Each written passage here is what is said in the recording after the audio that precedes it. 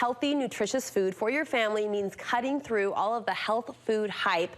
So we're doing the work for you, turning to an expert to get the facts about one of the up-and-coming crazes, palm oil. Stephanie Parker is a registered dietitian and nutritionist. She's here to help us decipher fact from fiction. It's so good to see you. Thank you. First we heard a lot about olive oil, then coconut oil kind of entered the scene. Yes. Now palm oil, what is it exactly? Yeah, good question. So it's an oil, but at room temperature, it's a semi-solid. So it's not liquid like the canola or olive oil, and it's not hard like butter.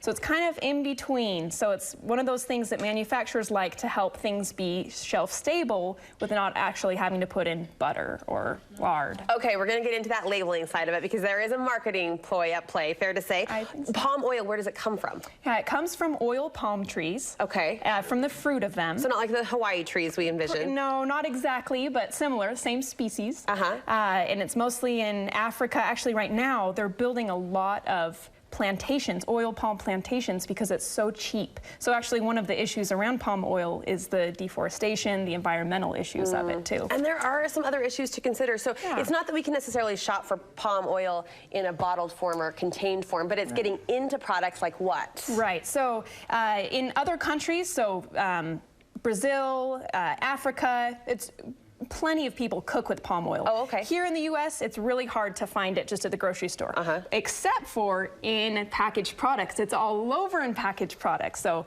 ice cream, margarine, your Kit Kats are going to have them, Ritz crackers, it's all over. So the research is controversial. Is this going to increase your cholesterol? Is this going to increase risk for cardiovascular disease? It's a fat substitution, is that correct? Well, it's a kind of fat, and it's high in saturated fat. It's about 44% saturated fat. So there are some kind of standard approaches. Saturated fat increases risk for cardiovascular disease.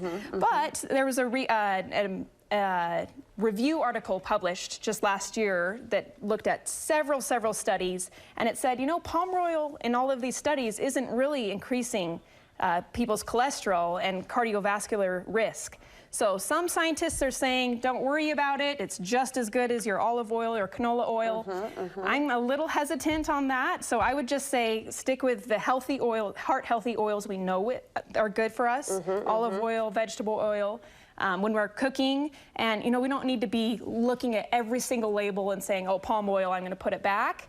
But it's something to be aware of, and to be honest, these are mostly processed foods anyway. Right. So it's going to be better if we can get apples, bananas, you know, real food than ice cream and Kit Kats. It's not like we're expecting Kit Kats, Ritz crackers, and ice cream to be all that healthy for us. Right. So I'm curious, if I'm a food manufacturer, let's say I'm making an ice cream, I'm using palm oil in it. The reason I'm doing that is because it's cheap. It's cheap. And I don't really have to label it. Is that fair to say? Well, so trans fats are what you have to put on the front. That there's a big hype now. Trans fats we know are bad for us. You have to have that labeled. You have to have that labeled.